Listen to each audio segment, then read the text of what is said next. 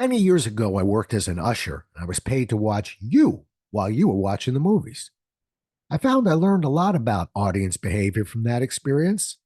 I saw how quickly attention could be gained or lost over the course of a movie. Let's have ourselves a pocket sized pep talk because those same lessons apply to how you communicate. And I'll be happy to tell you more.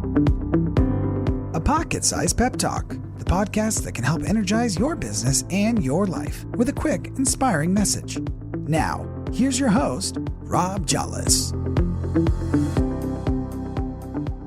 I'll never forget the first real job I had. At the age of 16, I was an usher at Roth's Seven Locks movie theater in Potomac, Maryland.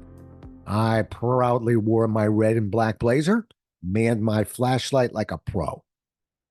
Leaning on the back of the wall of the theater, I also saw a few movies over and over again.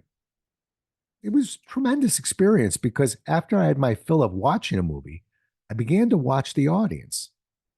I could only see the back of the heads of those audience members, but they taught me plenty. When there was an intense part of the movie, nobody moved a muscle. When the intensity of the movie broke, so did the attention of everyone watching. As if on cue, hundreds of people would simultaneously adjust their seating, reach for popcorn, or stretch. The movie was a good one. It wouldn't be too long before the audience members would once again be totally engaged and motionless. The ebb and flow of the action created a rhythm, and the writer and director of each movie calculated and carefully orchestrated that rhythm they wanted you to feel. Too much intensity, and you would wear those audience members out. They would grow numb to the message before them, and they would lose interest. If there was too little action, you'd put everyone to sleep. But the right mix of intensity and relief would thrill those in the audience, and they would stay glued to their seats. That rhythm is also a part of how we communicate. We all try to inject power and energy into the words we speak.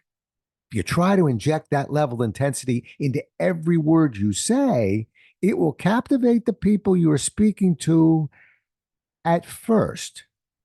But in time, you'll fall flat.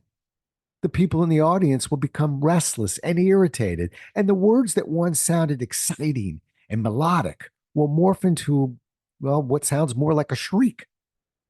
Worst of all, the critical points of your message will be lost because no one will know where to find them.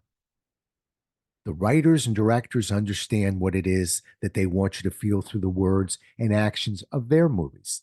They know what message they want you to remember and what songs they want you to sing on the way out. When you communicate, you are both the writer and director of your own movie. What is it that you want others to feel and remember when you speak? Once you understand the core of the message you want to get across, the number of ways to help others find it are plentiful. For instance, you can slow your voice down to draw people in. You can speed your voice up to hold attention. You can add emphasis to highlight a point. You can add movement to increase attention. You can use a well-placed visual aid to increase retention. Each of these ideas is a good one, and the combination of ideas makes the delivery even stronger. Beware, however, because too much of any of these ideas and you'll find the opposite of the desired effect. When you stop and think about it, it's a strange irony because it's hard to imagine that too much of a good thing can be a bad thing. The key is to do a little of everything, but not overdo any one tactic. As the saying goes, emphasize everything, emphasize nothing. Pick your spots, change your tactics, and the next time you step in front of an audience, you'll get and keep them in the palm of your hand.